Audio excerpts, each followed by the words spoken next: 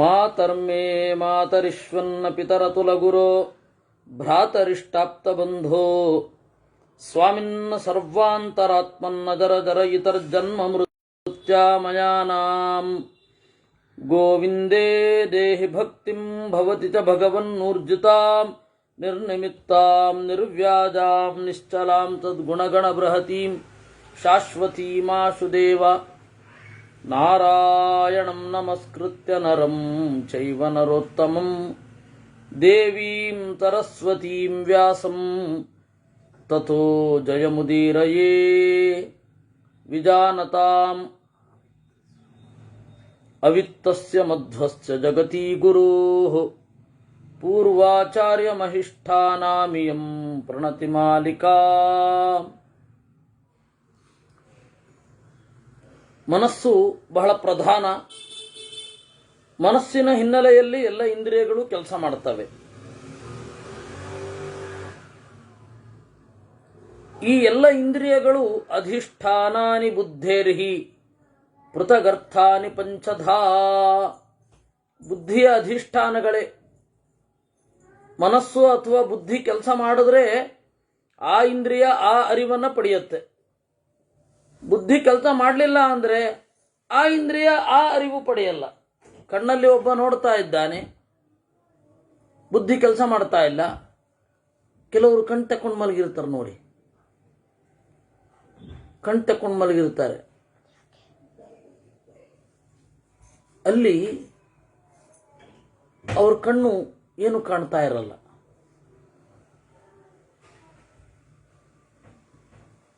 ಯಾಕೆ ಅಂದರೆ ಬುದ್ಧಿ ರೆಸ್ಟ್ ತಗೊಂಡ್ಬಿಟ್ಟಿರತ್ತೆ. ಹೀಗಾಗತ್ತೆ. ಅದರಿಂದಾಗಿ ಅಧಿಷ್ಠಾನಾನಿ ಬುದ್ಧೇರ್ಹಿ ಪೃಥಗರ್ಥಾನಿ ಪಂಚಧ ಪಂಚೇಂದ್ರಿಯಾಣಿ ಯಾನ್ಯಾಹುಃ ತಾನಿ ಅದೃಶ್ಯೋಧಿತಿಷ್ಠತಿ. 5 ಇಂದ್ರಿಯಗಳಲ್ಲಿ ಕಾಣದವ ಒಬ್ಬ ಇದ್ದಾನೆ. ಅವನೇ ಆ ಇಂದ್ರಿಯಗಳಲ್ಲಿ ಇದ್ದು ಇಂದ್ರಿಯಗಳ ಫಲಿತಾಂಶವನ್ನು ಪಡೆಯುವವ.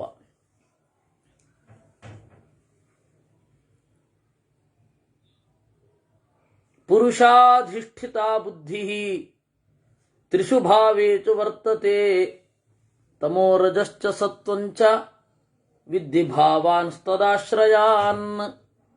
ಕದಾಚಿಲ್ಲಭತೆ ಪ್ರೀತಿಂ ಕದಾಚಿದನುಶೋಚತಿ ನ ಸುಖೇನ ನ ದುಃಖೇನ ಕದಾಚಿದಪಿ ವರ್ತತೆ. ಕದಾಚಿತ್ ನಮ್ಮ ರಮೇಶಣ್ಣ ಹೇಳಿದ ಹಾಗೆ ಕನಕದಾಸರ ಜಯಂತಿ. ಅದು ಕನಕದಾಸರು ಯಾವತ್ತು ಹೋದ್ರು ಅಂತ ಗೊತ್ತಿಲ್ಲ. ಕರ್ನಾಟಕ ಸರ್ಕಾರದವರು ನವೆಂಬರ್ 18 ಅಂತನೋ ಏನೋ ಮಾಡಿಕೊಂಡಿದ್ದಾರೆ. ಅವರು ನಯನ ಮನಸ್ಸಿನ ಒಳಗು, ಮನಸ್ಸು ನಯನದ ಒಳಗು, ನಯನ ಬುದ್ಧಿಯ ಒಳಗು ಹಾಗೆಲ್ಲ ಬಂದು ಎಲ್ಲವೂ ನಿನ್ನೊಳಗಡೆ ಇದೆ ಅಂತ ಹೇಳ್ತಾರೆ. ನೀ ಮಾಯೆಯೊಳಗೋ ನಿನ್ನೊಳು ಮಾಯೆಯೋ ಅಂತ ಇಲ್ಲಿದನ್ನೇ ಅವರು ನಿರೂಪಣೆ ಮಾಡಿದ್ದು. ಅಂದರೆ ಇಲ್ಲಿದು ಅಂದರೆ ಭಾಗವತದಲ್ಲಿಯೂ ಒಂದು ಸಣ್ಣ ಮಾತು ಇದೆ, ಅದನ್ನು ಅವರು ಮಾಡಿದ್ದು. ಕದಾಚಿಲ್ಲಭತೆ ಪ್ರೀತಿಂ ಕದಾಚಿದನುಶೋಚತಿ ನ ಸುಖೇನ ನ ದುಃಖೇನ ಕದಾಚಿದಪಿ ವರ್ತತೆ. ಕೆಲವೊಮ್ಮೆ ಪ್ರೀತಿ, ಕೆಲವೊಮ್ಮೆ ದುಃಖ, ಕೆಲವೊಮ್ಮೆ ಸುಖ, ಕೆಲವೊಮ್ಮೆ ದುಃಖ. ಯಾವುದೂ ಕೂಡ ಕಾನ್ಸ್ಟಂಟ್ ಆಗಿರೋದಿಲ್ಲ. ಏವಂ ನರಾಣಾಂ ಮನಸಿ ತ್ರಿಷು ಭಾವೇಷ್ವಸ್ಥಿತ ಸೇಯಂ ಭಾವಾತ್ಮಿಕಾ ಭಾವಾನ್ ತ್ರೀನೇತಾನತಿ ವರ್ತತೆ. ಈ ರೀತಿ ಮನುಷ್ಯರ ಮನಸ್ಸಿನಲ್ಲಿ 3 ಗುಣಗಳು ಈಗಾಗಲೇ ನೆಲೆಗೊಂಡಿವೆ. ನೆಲೆಗೊಂಡ ಆ 3 ಗುಣಗಳಲ್ಲಿ ಮನುಷ್ಯನ ಪ್ರವೃತ್ತಿ ನಡೀತಾ ಇರುತ್ತೆ. ಅದಕ್ಕೊಂದು ಒಳ್ಳೆಯ ಉದಾಹರಣೆಯನ್ನು ಕೊಡ್ತಾರೆ. ಸರಿತಾಂ ಸಾಗರೋ ಭರ್ತ ಮಹಾವೇಲಾಮಿವೋರ್ಮಿಮಾನ್ ಅವಿಭಾಗಗತಾ ಬುದ್ಧಿ ಭಾವೇ ಮನಸಿ ವರ್ತತೆ. ಸರಿತಾಂ ಸಾಗರೋ ಭರ್ತ, ಎಲ್ಲ ನದಿಗಳ ಸೆಲೆ ಸಮುದ್ರ. ಅವಿಭಾಗಗತ ಬುದ್ಧಿ. ಬುದ್ಧಿ ಅನ್ನೋದು ಸ್ಪಷ್ಟವಾಗಿ ವಿಭಾಗಿಸೋದಿಲ್ಲ ಏನನ್ನೂ ಕೂಡ. ಬುದ್ಧಿ ಅನ್ನೋದು ಯಾವುದನ್ನು ಸ್ಪಷ್ಟಪಡಿಸೋಲ್ಲ, ಆದರೆ ಮನಸ್ಸಿನ ಒಳಗಡೆ ನೆಲೆಗೊಂಡಿರುತ್ತೆ. ಹೇಗೆ ಸಮುದ್ರದ ಒಳಗಡೆ ನದಿಗಳಿರುತ್ತೆ, ಆ ನದಿಗಳು ಸ್ಪಷ್ಟ ಕಾಣುವುದಿಲ್ವೋ ಹಾಗೆ ಮನಸ್ಸಿನ ಒಳಗಡೆಯ ಬೇರೆ ಬೇರೆ ಶಾಖೆಗಳು ಕಾರ್ಯ ಮಾಡ್ತಾ ಇರ್ತವೆ, ಅದು ಗೊತ್ತಾಗೋದಿಲ್ಲ. ಪ್ರವರ್ತಮಾನಂತು ರಜಃ ತದ್ಭಾವಮನುವರ್ತತೆ. ಪ್ರವರ್ತಮಾನಂತು ರಜಃ, ರಜೋಗುಣ ಹೆಚ್ಚು ಪರಿಸರದಲ್ಲಿತ್ತು ಅಂದರೆ ಅದಕ್ಕನುಗುಣವಾಗಿ ಪ್ರವೃತ್ತಿ ಮಾಡ್ತಾನೆ ಮನುಷ್ಯ. ದೂರಗಂ ಬಹುಧಾಗಾಮಿ ಪ್ರಾರ್ಥನಾತಂ ಚಯಾತ್ಮಕಂ ಮನಸ್ಸು ನಿಯತಂ ಯಸ್ಯ ಸ ಸುಖೀ ಪ್ರೀತ್ಯಚೇಹ ಚ.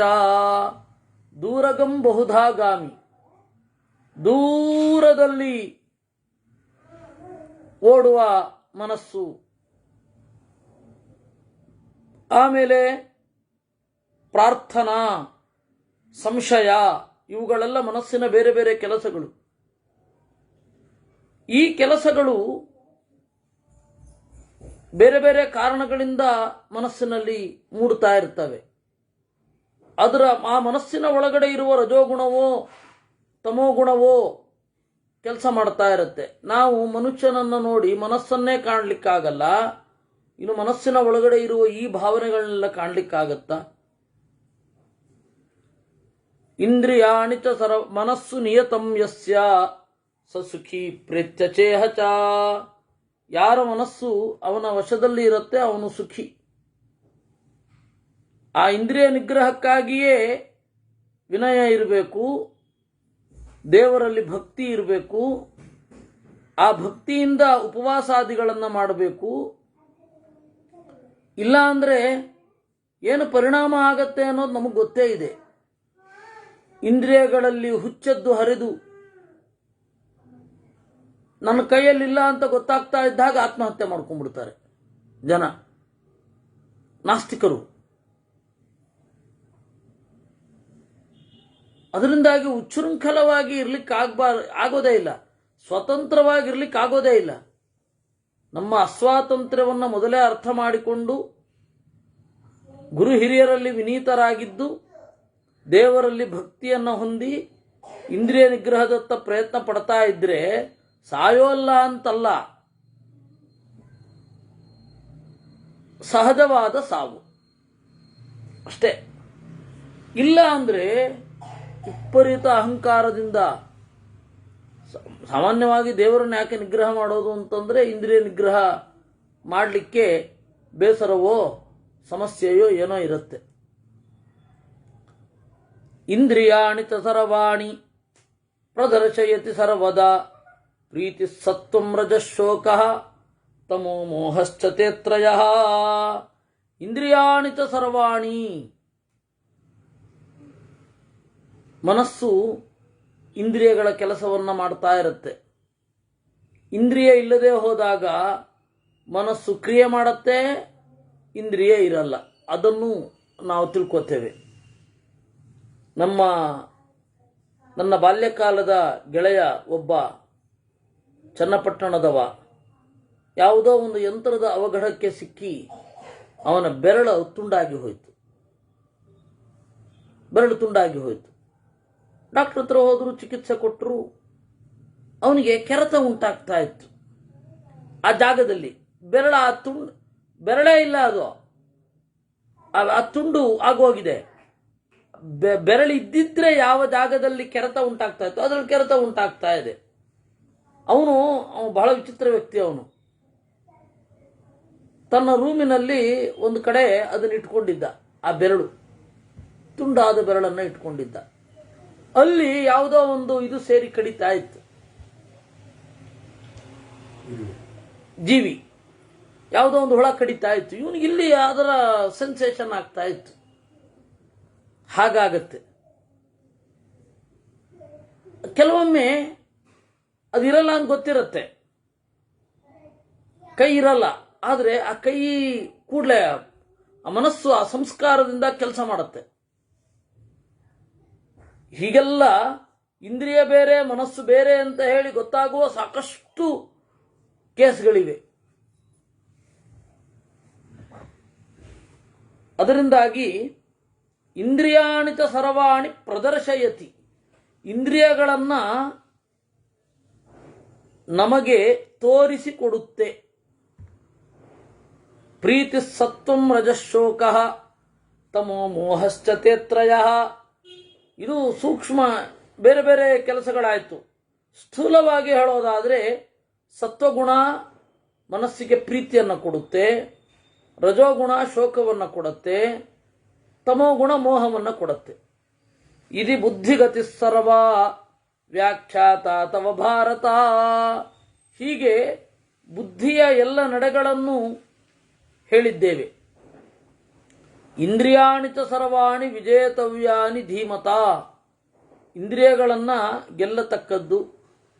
ಸತ್ವಂ ರಜಸ್ತಮಶ್ಚೈವ ಪ್ರಾಣಿನಾಂ ಸಂಶ್ರಿತಾ ಸದಾ ತ್ರಿವಿಧಾ ವೇದನಾ ಚೈವ ಸರ್ವಸತ್ವೇಷು ದೃಶ್ಯತೆ. ಸತ್ವಗುಣ ರಜೋಗುಣ ತಮೋಗುಣಗಳು ಪ್ರಾಣಿಗಳಲ್ಲಿ ನೆಲೆಗೊಂಡಿವೆ. ಮೂರು ತರಹದ ವೇದನಾ, ವೇದನಾ ಅಂತಂದ್ರೆ ತಿಳುವಳಿಕೆ ಅಂತ ಅರ್ಥ. ವೇದನಾ ಅಂದ್ರೆ ನೋವು ಅಂತ ಒಂದು ಅರ್ಥ ಇದೆ. ವೇದನಾ ಅಂದ್ರೆ ತಿಳುವಳಿಕೆ. ಸರ್ವಸತ್ವೇಷು ದೃಶ್ಯತೆ, ಪ್ರತಿಯೊಂದು ಜೀವರಲ್ಲಿಯೂ ಕಾಣುತ್ತದೆ. ಸಾತ್ವಿಕಿ ರಾಜಸಿ ಚೈವ ತಾಮಸಿ ಚೈವ ಭಾರತ ಸುಖ ಸ್ಪರ್ಶ ಸತ್ವಗುಣೋ ದುಃಖ ಸ್ಪರ್ಶೋ ರಜೋಗುಣ ತಮೋ ಗುಣೇನ ಸಂಯುಕ್ತೌ ಭವತೋ ವ್ಯಾವಹಾರಿಕೌ. ಸಾತ್ವಿಕಿ ರಾಜಸಿ ಚೈವ, ಸತ್ವಗುಣ ರಜೋಗುಣ ತಮೋಗುಣ ಇವುಗಳಿಂದ ಬರುವ ಅರಿವು ಮೂರು ರೀತಿಯಾಗಿ ಇದೆ. ಸತ್ವಗುಣ ಕಡೆಯಲ್ಲಿ ಸುಖವನ್ನು ನೀಡುತ್ತದೆ, ರಜೋಗುಣ ಕಡೆಯಲ್ಲಿ ದುಃಖವನ್ನು ನೀಡುತ್ತದೆ. ಆರಂಭದಲ್ಲಿ ಚೆನ್ನಾಗಿರುತ್ತೆ. ತಮೋಗುಣ ಆರಂಭದಲ್ಲಿಯೂ ಅಂತ್ಯದಲ್ಲಿಯೂ ದುಃಖವನ್ನ ಕೊಡುತ್ತದೆ. ತತ್ರ ಯತ್ಪ್ರೀತಿ ಸಂಯುಕ್ತಂ ಕಾಯೇ ಮನಸಿ ವಾ ಭವೇತ್ ವರ್ತತೆ ಸಾತ್ವಿಕೋ ಭಾವಃ ಇತ್ಯುಪೇಕ್ಷೇತ ತತ್ತಥಾ. ಸರಿ, ಇದನ್ನ ಮೀರೋದು ಅಂದ್ರೆ ಹೇಗೆ? ಈ ಒಂದು ಟೆಕ್ನಿಕ್ ಅನ್ನ ನಮಗೆ ಹೇಳ್ತಾ ಇದ್ದಾರೆ. ತತ್ರ ಯತ್ ಪ್ರೀತಿ ಸಂಯುಕ್ತಂ ಕಾಯೇ ಮನಸಿ ವಾ ಭವೇತ್. ದೇಹದಲ್ಲಿ ಆಗಲಿ ಮನಸ್ಸಿನಲ್ಲಿ ಆಗಲಿ ಏನು ಸುಖ ಆಗ್ತಾ ಇರುತ್ತಲ್ಲ, ಆ ಸುಖವನ್ನು ತಟಸ್ಥವಾಗಿ ನೋಡುವಂತಹ ಪ್ರೌಢಿಮೆ ಬರಬೇಕು ನಮಗೆ. ನನಗೀಗ ಸುಖ ಆಗ್ತಾ ಇದೆ, ಇದು ದೇವರು ಕೊಟ್ಟದ್ದು ಅಂತ. ಆ ಒಂದು ಮೇಲ್ಗಡೆ ಏರುವಿಕೆ ಬಂದ್ರೆ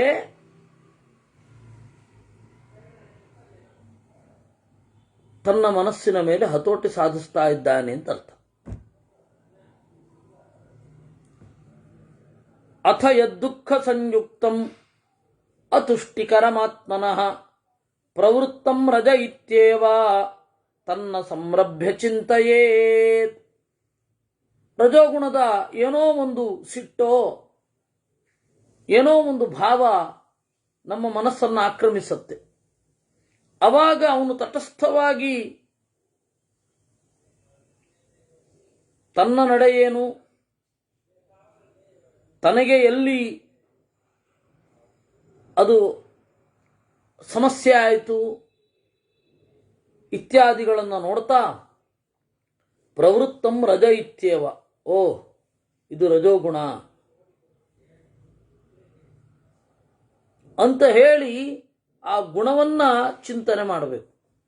ಇದು ಮನಸ್ಸಿನಲ್ಲಿ ಆಗ್ತಾ ಇದೆ, ನನ್ನ ಮನಸ್ಸು ಹೀಗೆ ಯೋಚನೆ ಮಾಡ್ತಾ ಇದೆ ಅಂತ ಯೋಚನೆ ಮಾಡುವಷ್ಟು ಎತ್ತರಕ್ಕೆ ಇರಬೇಕು.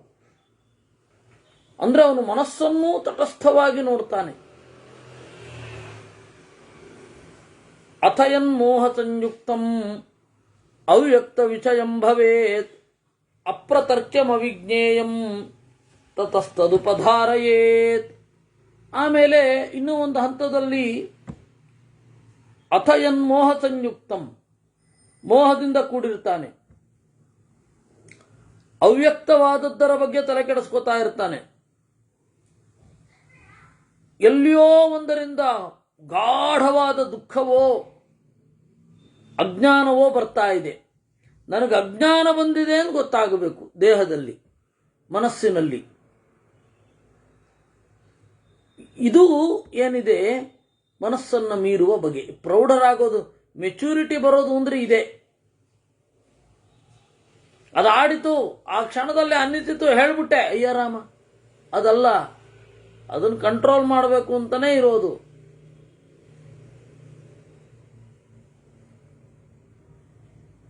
ನಮ್ಮ ಕಂಟ್ರೋಲಲ್ಲಿ ನಾವಿರಬೇಕು. ಹೇಗೆ ಕಂಟ್ರೋಲ್ ಮಾಡೋದು? ವ್ಯಾವಹಾರಿಕ ದೃಷ್ಟಿಯಿಂದ ಮುಂದೆ ನನಗೆ ಲಾಭ ಆಗತ್ತೆ ಅಂತ ಹೇಳಿ ಕಂಟ್ರೋಲ್ ಮಾಡೋದು ಫಸ್ಟ್ ಸ್ಟೆಪ್. ಅದಕ್ಕಿಂತ ಇನ್ನೊಂದಿದೆ, ನಾವು ಎತ್ತರಕ್ಕೆ ಬೆಳಿಲಿಕ್ಕೆ ಅನುಕೂಲವಾದದ್ದು. ನಮ್ಮ ಮನಸ್ಸು ಈಗ ಈ ಗುಣದ ಪ್ರಭಾವಕ್ಕೆ ಒಳಪಟ್ಟಿದೆ ಅಂತ ಗುರುತಿಸ್ಕೋಬೇಕು. ನನ್ನ ಮನಸ್ಸು ಈಗ ಸಿಟ್ಟು ಮಾಡಿಕೊಳ್ತಾ ಇದೆ. ಓ, ನನ್ನ ಮನಸ್ಸು ಈಗ ಪ್ರೀತಿ ಮಾಡ್ತಾ ಇದೆ. ಈ ರೀತಿ ಒಬ್ಬ ತಟಸ್ಥವಾಗಿ ನೋಡ್ತಾನಲ್ಲ, ಅವನು ತನ್ನ ಮನಸ್ಸನ್ನ ಗೆದ್ದವನು. ಅವನು ಸಾಧನೆಯಲ್ಲಿ ನಂತರದ ಹೆಜ್ಜೆಯನ್ನು ಇಡುವವನು. ಇದು ಅಪ್ರತರ್ಕ್ಯಂ. ಅದರಿಂದ ತಟಸ್ಥವಾಗಿ ನೋಡಬೇಕು. ತಮೋಗುಣವನ್ನು ತಟಸ್ಥವಾಗಿ ನೋಡಿಕೊಳ್ಳುವಂತಹ ಬುದ್ಧಿ ಬರಬೇಕು. ಪ್ರಹರ್ಷ ಪ್ರೀತಿರಾನಂದ ಸುಖಂ ಸಂಶಾಂತ ಚಿತ್ತತ ಕಥಂಚಿದಭಿವರ್ತಂತೆ ಇತ್ಯೇತೆ ಸಾತ್ವಿಕಾ ಗುಣಾ. ಒಂದು ಇಂದ್ರಿಯ ತೃಪ್ತಿ, ಮಾನಸಿಕವಾದ ಸಂತೋಷ, ಒಳಗಡೆಯ ಸುಖ, ಮನಸ್ಸು ಶಾಂತವಾಗಿರೋದು, ಇದು ಸತ್ವದ ಪ್ರಭಾವ. ಅತುಷ್ಟಿ ಪರಿತಾಪಶ್ಚ ಶೋಕೋ ಲೋಭಸ್ತಥಾ ಕ್ಷಮಾ ಲಿಂಗಾನಿ ರಜಸಸ್ತಾನಿ ದೃಶ್ಯಂತೆ ಹೇತ್ವಹೇತುಭಿಃ. ತೃಪ್ತಿ ಇಲ್ಲದೆ ಇರೋದು, ಪಶ್ಚಾತ್ತಾಪ ಅಥವಾ ಸಂಕಟ, ಶೋಕ, ನಮಗಿನ್ನಷ್ಟು ಬೇಕಿತ್ತು ಅನ್ನುವ ಲೋಭ, ಸಹನೆ ಇಲ್ಲದೆ ಇರೋದು, ಇವೆಲ್ಲ ರಜೋಗುಣ. ಅಭಿಮಾನಸ್ತಥಾ ಮೋಹ ಪ್ರಮಾದ ಸ್ವಪ್ನತಂದ್ರಿತ ಕಥಂಚಿದಭಿವರ್ತಂತೆ ವಿವಿಧಾಸ್ತಾಮಸಾ ಗುಣಾ. ತಪ್ಪಿರೋದನ್ನ ಸರಿ ಅಂತ ಹೇಳಿ ಭ್ರಮಿಸೋದು, ತಪ್ಪಿರೋದೇ ಸರಿ ಅಂತ ಭ್ರಮಿಸೋದು. ಇವತ್ತು ನಮಗೆ ಸಾಮಾಜಿಕ ವಿಚಾರಗಳಲ್ಲಂತೂ ಸಾಕಷ್ಟಿದೆ. ವೈಯಕ್ತಿಕವಾಗಿ ಹೇಳಲಿಕ್ಕೆ ಬರಲ್ಲ, ಯಾಕೆಂದ್ರೆ ಬೇಕಷ್ಟಾಗ್ತದೆ. ಸಾಮಾಜಿಕವಾಗಿ ನಾವು ಒಂದನ್ನು ತೀರ್ಮಾನ ಮಾಡಿರ್ತೇವೆ, ಇದು ಒಂದು ಪ್ಯಾರಾಮೀಟರ್, ಇದು ಒಳ್ಳೆಯದು, ಅದು ಕೆಟ್ಟದಾಗಿರುತ್ತೆ. ಆದರೆ ನಾವು ಅದನ್ನು ಒಳ್ಳೆಯದು ಅಂತ ಹೇಳಿ ಉತ್ಕಟವಾಗಿ ಭ್ರಮಿಸಿರ್ತೇವೆ. ಇದನ್ನ ಅಭಿಮಾನ ಅಂತ ಕರೀತಾರೆ. ಗೊತ್ತು ನಮಗದು ಕೆಟ್ಟದ್ದು ಅನ್ನೋದು ಐಡಿಯಾ ಇದೆ, ಸ್ಥೂಲವಾಗಿದೆ. ಈಗ ಕುಡಿಯುವುದು, ಧೂಮಪಾನ, ಇವೆಲ್ಲ ಕೆಟ್ಟದು ಅಂತ ಹೇಳಿ ಯಾರಿಗೂ ಗೊತ್ತಿಲ್ಲ, ಸೇದುವವರಿಗೂ ಚೆನ್ನಾಗಿ ಗೊತ್ತು. ಅದು ನೀವು ಹೋಗಿ ಕೇಳಿ, ಅದನ್ನು ಗಟ್ಟಿಯಾಗಿ ಸಮರ್ಥನೆ ಮಾಡ್ತಾನೆ. ಅದರಿಂದಾಗಿ ತಮೋಗುಣದ ಪ್ರಭಾವ ಅದು ಅಭಿಮಾನ. ಇನ್ನು ಮೋಹ, ಕೆಟ್ಟದ್ದೇ ಒಳ್ಳೆಯದು ಅಂತ, ಇದನ್ನ ಮೋಹ. ಮೈಮರೆವು, ಸ್ವಪ್ನ ತಂದ್ರಿತ ಉದಾಸೀನ ಆಗ್ತದೆ, ಆಯಾಸ ಆಗತ್ತೆ ದೇಹಕ್ಕೆ. ಅವಾಗ ಗಾಢವಾದ ನಿದ್ರೆಯೋ ಆಕಳಿಕೆಯೋ ಇವುಗಳೆಲ್ಲ ಬರ್ತದೆ. ಅದು ತಮೋಗುಣದ್ದೇ ಪ್ರಭಾವ. ಯೇ ಯೇ ಚ ಭಾವಾಲೋಕೇಸ್ಮಿನ್ ಸರ್ವೇ ತೇಷ್ವೇವ ತೇ ತ್ರಿಷು ಸತ್ವಂ ಬುದ್ಧಿಸ್ತತೋ ಭಾವಃ ಪ್ರೀತಿರ್ಯೋಗಾತ್ ಪ್ರವರ್ತತೆ. ಈ ಎಲ್ಲ ಲೋಕಗಳಲ್ಲಿ ಏನು ಎಮೋಷನ್ನು ಭಾವ ಅಂತ ಇದೆ ಅವೆಲ್ಲ ಈ ಮೂರರ ಒಳಗಡೆಯೇ, ಸತ್ವಗುಣ ರಜೋಗುಣ ತಮೋಗುಣದ ಒಳಗಡೆಯೇ.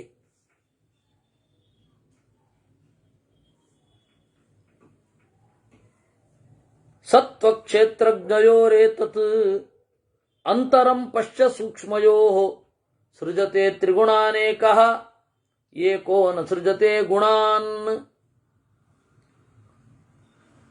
ಅದರಿಂದಾಗಿ ಸತ್ವ ಜೀವ ಮತ್ತೆ ಕ್ಷೇತ್ರಜ್ಞ ಇದೆರಡೂ ಸೂಕ್ಷ್ಮ.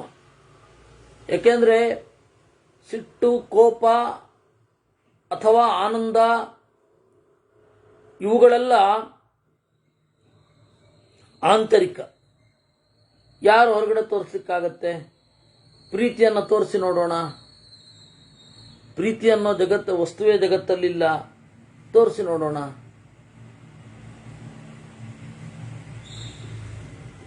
ತೋರಿಸ್ಲಿಕ್ಕಾಗಲ್ಲ. ಅದೇ ಸೂಕ್ಷ್ಮ. ಅದನ್ನು ಅನುಭವಿಸುವವ ಇನ್ನಷ್ಟು ಸೂಕ್ಷ್ಮ. ಅದನ್ನು ಅನುಭವಿಸುವವ ಇನ್ನಷ್ಟು ಸೂಕ್ಷ್ಮ. ಈ ತರಹ ಅತ್ಯಂತ ಸೂಕ್ಷ್ಮರಾದ ಸತ್ವ ಜೀವ, ಆ ಜೀವನ ಹಿಂದೆ ನಿಂತ ದೇವರು ಕ್ಷೇತ್ರಜ್ಞ. ಇವರಿಬ್ಬರ ಅಂತರಂ ಪಶ್ಯ, ಭೇದವನ್ನು ಕಾಣು. ಸೃಜತೆ ತ್ರಿಗುಣಾನ್ ಏಕಃ, ಮೂರು ಗುಣಗಳನ್ನ ಅವನೊಬ್ಬನೇ ಕಲಸು ಮೇಲೋಗರ ಮಾಡ್ತಾನೆ. ಏಕೋನ ಸೃಜತೆ ಗುಣಾನ್. ಜೀವನಿಗೂ ಪರಮಾತ್ಮನಿಗೂ ಇರುವ ಡಿಫರೆನ್ಸ್ ಏನು ಅಂದ್ರೆ, ಜೀವ ಈ ಸತ್ವರಜಸ್ತಮೋ ಗುಣಗಳಿಗೆ ಒಳಗಾಗುತ್ತಾನೆ, ದೇವರು ಸತ್ವಗುಣ ರಜೋಗುಣ ತಮೋ ಗುಣಗಳ ಜೊತೆಗೆ ಆಟ ಆಡುತ್ತಾನೆ. ನಾವು ಅದಕ್ಕೆ ಒಳಗಾಗ್ತೇವೆ. ಸಿಟ್ಟು ಬರುತ್ತೆ, ನಮ್ಮ ಕೈಯಲ್ಲಿ ನಾವೇ ಇಲ್ಲ. ಉತ್ಕಟವಾದ ದುಃಖ ದುಮ್ಮಾನ ಬರುತ್ತೆ, ನಮ್ಮ ಜೊತೆಗೆ ನಾವೇ ಇರಲ್ಲ. ದುಃಖದ ಆವೇಗದಲ್ಲಿ ಏನೇನೋ ಮಾಡಿಬಿಡ್ತೇವೆ. ಉತ್ಕಟವಾದ ನಿದ್ರೆ ಬರುತ್ತೆ, ನಮ್ಮ ವಶದಲ್ಲಿ ನಾವೇ ಇರೋದಿಲ್ಲ.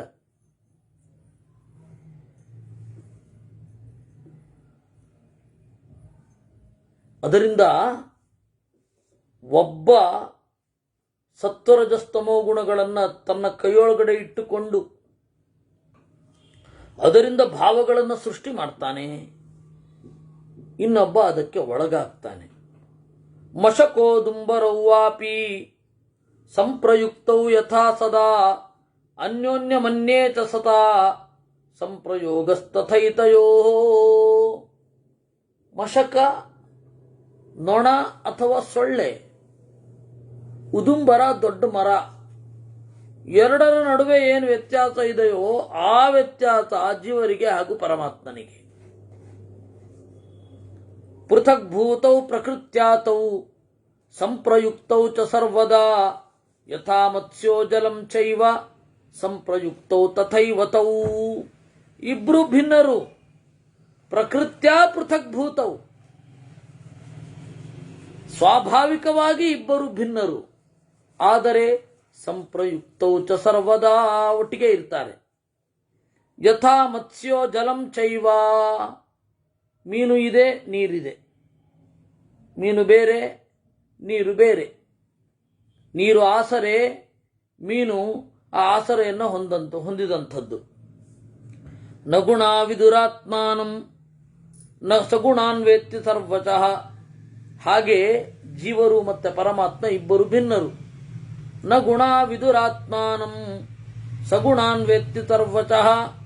ಪರಿದ್ರಷ್ಟಾ ಗುಣಾನಾಂತಹ ಸಂಸೃಷ್ಟಾನ್ ಮನ್ಯತೆ ತದಾ. ಹಾಗೆ ಜಡಕ್ಕೂ ಜೀವರಿಗೂ ವ್ಯತ್ಯಾಸ ಇದೆ. ಜಡ ಪದಾರ್ಥಗಳು ತಮ್ಮನ್ನು ತಾವು ತಿಳಿಯಲಾರೆವು. ನಮ್ಮ ಮನೆಯಲ್ಲಿ ಒಂದು ಮೇಜಿದೆ ಮಾರಾಯ, ಅದಕ್ಕೇನೂ ಗೊತ್ತಾಗಲ್ಲ, ನಾನು ಮಡಿಯಲ್ಲಿ ಬರ್ತಾ ಇರ್ತೀನಿ, ಅದಕ್ಕೆ ಗೊತ್ತಾಗೋದಿಲ್ಲ, ಸರಿಬಾರದ ಅದು ಅಂತ ಹೇಳಿದ್ರೆ ನಮ್ಮನ್ನೇ ದಡ್ರು ಅಂತಾರೆ. ಯಾಕೆಂದ್ರೆ ಇಲ್ವೇ ಇಲ್ಲ. ಜೀವರಿಗೆ ಮತ್ತೆ ಜಡಕ್ಕೆ ಇರುವಂತಹ ದೊಡ್ಡ ವ್ಯತ್ಯಾಸ ಏನು ಅಂದರೆ, ಜೀವ ತನ್ನನ್ನು ತಾನು ತಿಳ್ಕೊತಾನೆ, ಜಡ ತನ್ನನ್ನು ತಾನು ತಿಳ್ಕೊಳ್ಳಲ್ಲ. ಅದೇ ದೊಡ್ಡ ವ್ಯತ್ಯಾಸ. ಅದರಿಂದಾಗಿ ಹೇಳಿದ್ರು ಗುಣಾ ಆತ್ಮಾನಂ ನವಿದುಹು. ಜಡ ಪದಾರ್ಥಗಳು ತನ್ನನ್ನು ತಿಳಿದಿಲ್ಲ. ಸಹ ಜೀವ ಸರ್ವತಃ ಗುಣಾನ್ವೇತ್ತಿ. ಜಡ ಪದಾರ್ಥಗಳನ್ನು ತಿಳಿದಿದ್ದಾನೆ, ಜಡ ಪದಾರ್ಥ ನಮ್ಮನ್ನು ತಿಳಿಯಲ್ಲ.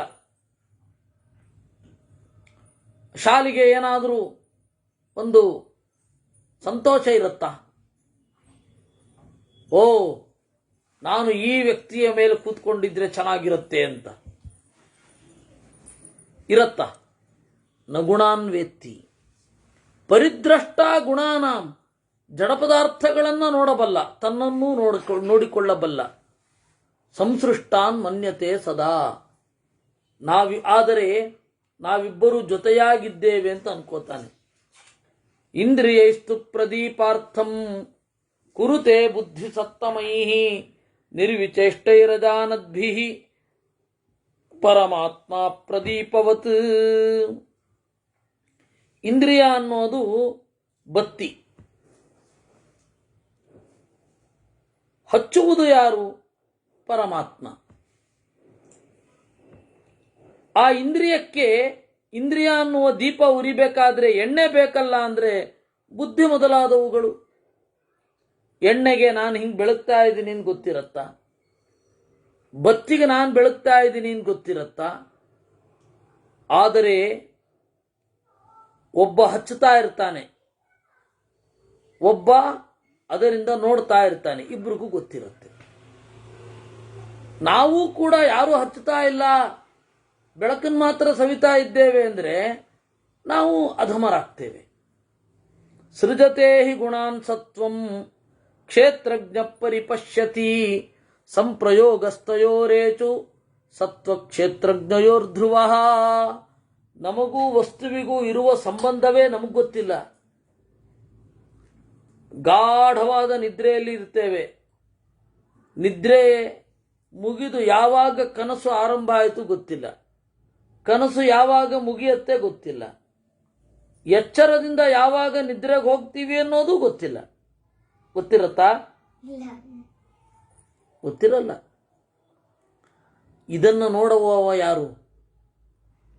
ಈ ಜೀವನನ್ನ ಈಗ ನಾನು ನಿದ್ರೆಗೆ ಒಳಪಡಿಸುತ್ತೇನೆ ಅನ್ನುವ ಪರಮಾತ್ಮ ಮಾತ್ರ. ಈ ಜೀವನನ್ನ ಈಗ ಗಾಢವಾದ ನಿದ್ರೆಯಿಂದ ಕನಸಿಗೆ ತರುತ್ತೇನೆ, ಕನಸಿನಿಂದ ಎಚ್ಚರಕ್ಕೆ ತರುತ್ತೇನೆ ಅನ್ನುವುದನ್ನ ನೋಡುವವ ಅವನು ಮಾತ್ರ. ಮತ್ತಿನ್ಯಾವುದೂ ನೋಡಲ್ಲ.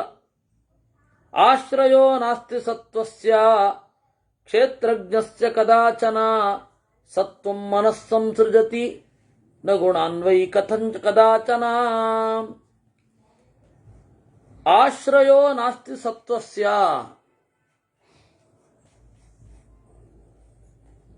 ಮನಸ್ಸಿಗೆ, ಜೀವನಿಗೆ ಆಸರೆ ಯಾರು? ದೇವರು ಬಿಟ್ರೆ.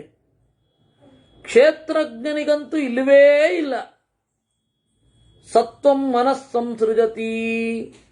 ಜೀವ ಮನಸ್ಸನ್ನ ಎಡತಾಕುತ್ತಾನೆ, ಅಥವಾ ಜೀವನಿಗೂ ಮನಸ್ಸಿಗೂ ಸಂಪರ್ಕ ಆಗತ್ತೆ. ನ ಗುಣಾನ್ವೈ ಕದಾಚನ.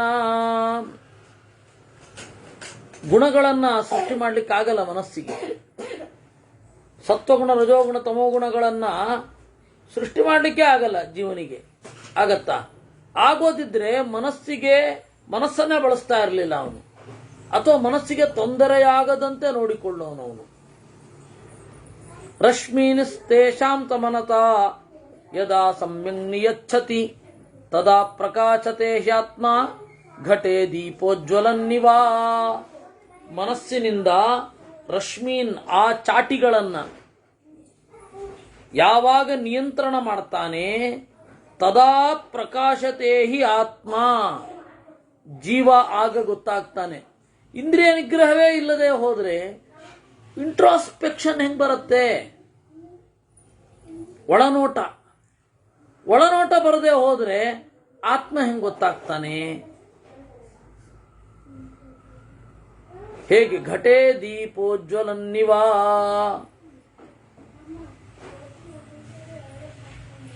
ಮಡಿಕೆಯಲ್ಲಿ ದೀಪ ಇಟ್ಟಿರ್ತಾನೆ. ದೀಪ ಮಡಿಕೆಯ ತುಂಬ ಬೆಳಕು ನೀಡ್ತಾ ಇರುತ್ತೆ. ಆದರೆ ಮಡಿಕೆ ಬೇರೆ, ದೀಪ ಬೇರೆ. ಇಡೀ ದೀಪವೇ ಹೊತ್ತುರಿತಾ ಇರುತ್ತೆ ಅಂತ ಅನ್ಕೊಂಡ್ಬಿಟ್ಟಿರ್ತಾನೆ. ಅದು ಭ್ರಾಂತಿ. ಮಡಿಕೆಯಲ್ಲಿ ದೀಪ ಬೆಳಗುತ್ತಾ ಇದೆ, ಅದು ಭ್ರಮೆ.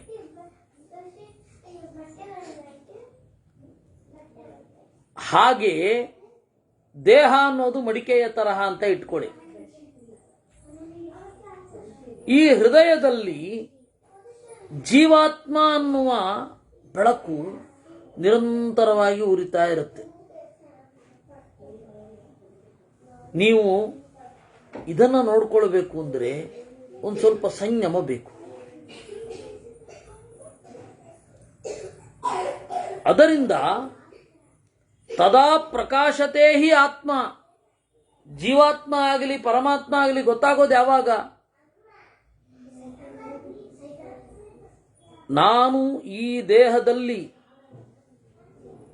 ಆಶ್ರಿತನಾಗಿದ್ದೇನೆ, ಪರಮಾತ್ಮ ನಿಯಾಮಕನಾಗಿದ್ದಾನೆ ಇತ್ಯಾದಿಗಳೆಲ್ಲ ತಿಳಿಯೋದು ಯಾವಾಗ?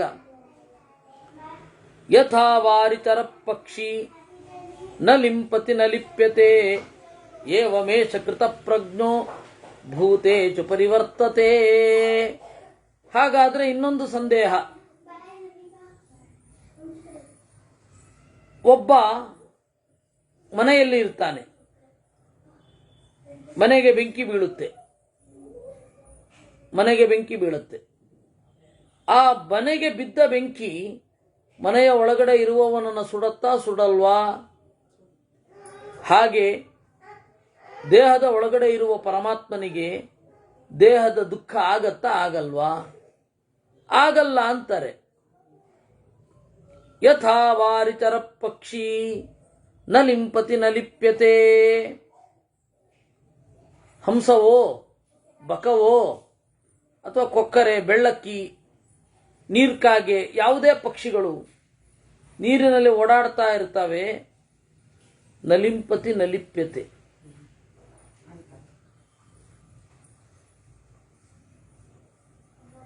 ತನ್ನ ಬಣ್ಣವನ್ನ ನೀರಿಗಂಟಿಸಲ್ಲ,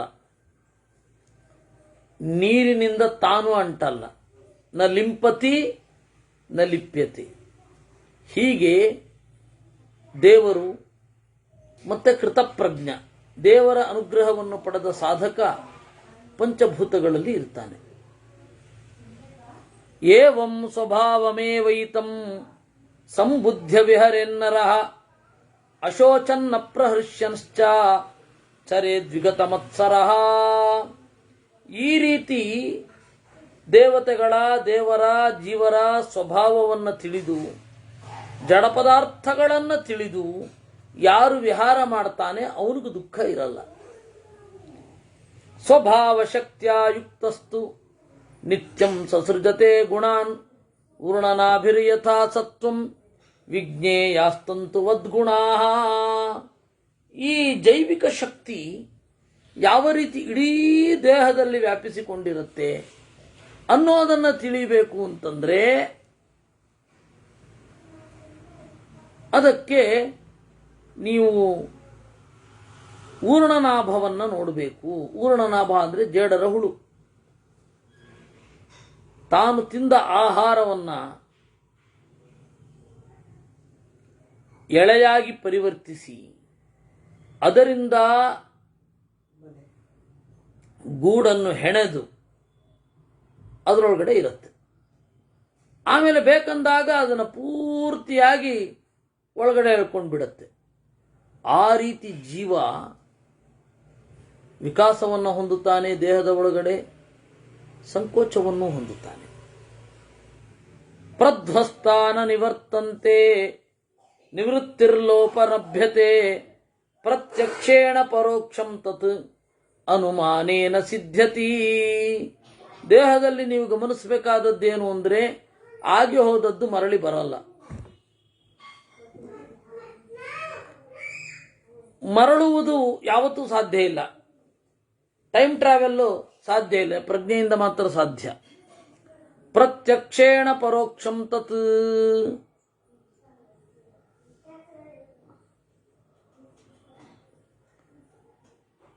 ಅನುಮಾನೇನ ಸಿದ್ಧ್ಯತಿ. ಪ್ರಧ್ವಸ್ತಾನ ನಿವರ್ತಂತೆ ಪ್ರತ್ಯಕ್ಷೇಣ ಪರೋಕ್ಷಂ ತತ್. ಪ್ರತ್ಯಕ್ಷದಿಂದ ಪರೋಕ್ಷವಾದದ್ದನ್ನು ನಾವು ಚಿಂತನೆ ಮಾಡಬಹುದು, ಊಹಿಸಬಹುದು. ಅನುಮಾನೇನ ಸಿದ್ಧತಿ. ಹಾಗೆ ಹಿಂದೆ ಆಗಿ ಹೋದದ್ದು ಬರುವುದಿಲ್ಲ ಅನ್ನೋದು ಅನುಭವ ಸಿದ್ಧ. ಹಾಗೆ ಮಹಾಕಾಲವೂ ಕೂಡ ಅನುಭವ ಸಿದ್ಧ. ಅಂದರೆ ಹೇಗೆ? ಇಲ್ಲಿ ನಮ್ಮ ದಿಲೀಪ್ ಅವರ ಪ್ರಶ್ನೆ, ದುಃಖದ ಅನುಭವವೇ ಇಲ್ಲದ ದೇವರಿಗೆ ಅಜ್ಞಾನ ಇಲ್ಲ ಅಂತ ಅಂದರೆ ದುಃಖದ ಜ್ಞಾನ ಇರಬೇಕು. ದೇವರಿಗೆ ದುಃಖದ ಜ್ಞಾನ ಇದೆಯೋ ಇಲ್ವೋ? ದುಃಖದ ಜ್ಞಾನ ಇತ್ತು ಅಂದರೆ ದುಃಖಿ ಅಂತ ಆಗ್ತಾನೆ. ದುಃಖದ ಜ್ಞಾನ ಇಲ್ಲ ಅಂತಂದ್ರೆ ಅಜ್ಞಾನಿ ಅಂತ ಆಗ್ತಾನೆ. ಈ ತರಹದ ಪ್ರಶ್ನೆ ದಿಲೀಪ್ ಅವರದು. ಆದರೆ ದೇವರು ಅತ್ಯಂತ ವಿಲಕ್ಷಣ. ದುಃಖದ ಜ್ಞಾನ ಇರುತ್ತೆ, ಆ ದುಃಖ ಅವನನ್ನು ಪೀಡಿಸಲ್ಲ. ಅಷ್ಟು ವಿಚಿತ್ರವಾದ ಶಕ್ತಿ. ಅದಕ್ಕೆ ವಿರುದ್ಧವಾದ ಗುಣಗಳು ದೇವರಲ್ಲಿ ಇರ್ತವೆ. ದೇವರಿಗೆ ಅಜ್ಞಾನ ಇಲ್ಲ, ಹಾಗಂತ ಹೇಳಿ ದುಃಖವೂ ಇಲ್ಲ. ದುಃಖದ ಅಜ್ಞಾನ ಇಲ್ಲ, ದುಃಖದಿಂದ ಕಾಟವೂ ಇಲ್ಲ. ದುಃಖದ ಅಜ್ಞಾನ ಇಲ್ಲದೆ ಇರೋದ್ರಿಂದಲೇ ದುಃಖಿಗಳಿಗೆ ಒಲಿಯುತ್ತಾನೆ, ದುಃಖವನ್ನು ಕೊಡ್ತಾನೆ. ಅವನಿಗೆ ವಿಶಿಷ್ಟವಾದ ಪ್ರತ್ಯಕ್ಷ. ಹೇಗೆ ಆ ಪ್ರತ್ಯಕ್ಷ ಯಾವ ರೀತಿ ಅಂದರೆ, ಅವನಿಗೆ ನಾವು ಇಲ್ಲಿ ಕೊತ ಕೊತ ಕುದಿಯುವ ಹಾಲನ್ನು ಕಂಡ ಹಾಗೆ, ಹಾಲು ಕುದಿತಾ ಇದೆ ಅಂತ ಕೈ ಇಟ್ಟೇನು ನೋಡಬೇಕಾಗಿಲ್ಲ. ಹಾಲಿನ ಕುದಿಯುವಿಕೆಯನ್ನು ನಾವು ನೋಡ್ತೇವೆ, ಹಾಲು ಕುದಿತಾ ಇದೆ ಅಂತ ಗೊತ್ತಾಗತ್ತೆ. ಆ ರೀತಿ ದೇವರಿಗೆ ಜೀವನ ದುಃಖದ ಜ್ಞಾನ ಗೊತ್ತಾಗತ್ತೆ. ಅದರಿಂದಲೇ ಅವನು ಬಹಳ ವಿಲಕ್ಷಣ ಅಂತನ್ನೋದು. ಅದರಿಂದಾಗಿ ಪ್ರತ್ಯಕ್ಷೇಣ ಪರೋಕ್ಷಂ ತತ್ ಅನುಮಾನೇನ ಸಿದ್ಧ್ಯತಿ. ಪ್ರತ್ಯಕ್ಷ ಇಂದ್ರಿಯಗಳಿಂದ, ಅನುಭವದಿಂದ ಅನುಭವಕ್ಕೆ ಬರದ್ದೂ ಕೂಡ ಸಿದ್ಧಿಸುತ್ತದೆ. ಏವಮೇಕೆ ವ್ಯವಸ್ಯಂತಿ ನಿವೃತ್ತಮಿತಿ ಚಾಪರೇ ಉಭಯಂ ತಂಪ್ರಧಾರ್ಯೈತತ್ ಅಧ್ಯವಸ್ಯೇದ್ಯಥಾಮಿತಿ. ಅದರಿಂದ ಜೀವನ ಕಾಲದ ಅನುಭವವನ್ನು ನೇರವಾಗಿ ತೆಗೆದುಕೊಳ್ತಾರೆ ಕೆಲವರು ಪರೋಕ್ಷಾಂತ ಅನುಭವವನ್ನು ಪಡಿತಾರೆ. ಉಭಯಂ ಸಂಪ್ರಧಾರ್ಯೈತತ್ ಅಧ್ಯವಸ್ಯೇದ್ ಯಥಾಮಿತಿ. ಇದೆರಡನ್ನೂ ಕೂಡ ಚಿಂತಿಸಿ ಯಥಾಮತಿ ಅಧ್ಯವಸ್ಯೇತ್, ಆ ಬುದ್ಧಿಪೂರ್ವಕವಾಗಿ ಅವನು ಇರಬೇಕು, ನಿಶ್ಚಯಿಸಬೇಕು ತತ್ವವನ್ನು. ಇತೀಮಂ ಹೃದಯ ಗ್ರಂಥಿಂ ಬುದ್ಧಿಭೇದಮಯಂ ದೃಢಂ ವಿಮುಚ್ಯ ಸುಖಮಾಸೀತ ನ ಶೋಷೆ ಛಿನ್ನತಂ ಚಯಃ. ಈ ರೀತಿಯಾದ ಈ ಮನಸ್ಸಿನ ಗಂಟನ್ನ ಭೇದಿಸಬೇಕು. ಇದು ಎಂಥದ್ದು? ಬುದ್ಧಿಭೇದ. ಯಾವುದ್ಯಾವುದೋ ಸಾವಿರಾರು ಕನ್ಕ್ಲೂಷನ್ಗಳನ್ನು ಮಾಡ್ತಾ ಇರುತ್ತೆ ಮನಸ್ಸು, ಅದು ಬುದ್ಧಿಯ ಕೆಲಸ. ಆ ಬುದ್ಧಿಭೇದಾತ್ಮಕವಾದ ಈ ಮನಸ್ಸು ಎನ್ನುವ ಗಂಟನ್ನು ಸುಖವಾಗಿ ಬಿಚ್ಚಿ ಸುಖವಾಗಿ ಇರಬೇಕು, ಸಂಶಯವನ್ನು ದೂರ ಇಡಬೇಕು. ಹೀಗೆ ಮನಸ್ಸಿನ ಓಘವನ್ನು, ತೊಳಲ ತುಮುಲಗಳನ್ನು ತಟಸ್ಥವಾಗಿ ಕಾಣಬೇಕು ಅಂತ ಹೇಳ್ತಾರೆ ಅನ್ನುವಲ್ಲಿಗೆ ಇವತ್ತಿನ ಚಿಂತನೆ ನಾವು ದೇವರಲ್ಲಿ ಸಮರ್ಪಣೆ ಮಾಡಬೇಕು. ವಸ್ತುತಃ ಇನ್ನೂ 10 ಶ್ಲೋಕ ಇದೆ. ಗಡಿಬಿಡಿಯಲ್ಲಿ ಓಡೋದು ಬೇಡ ಅಂತ ಹೇಳಿ ನಾನು ಇವತ್ತಿಲ್ಲಿ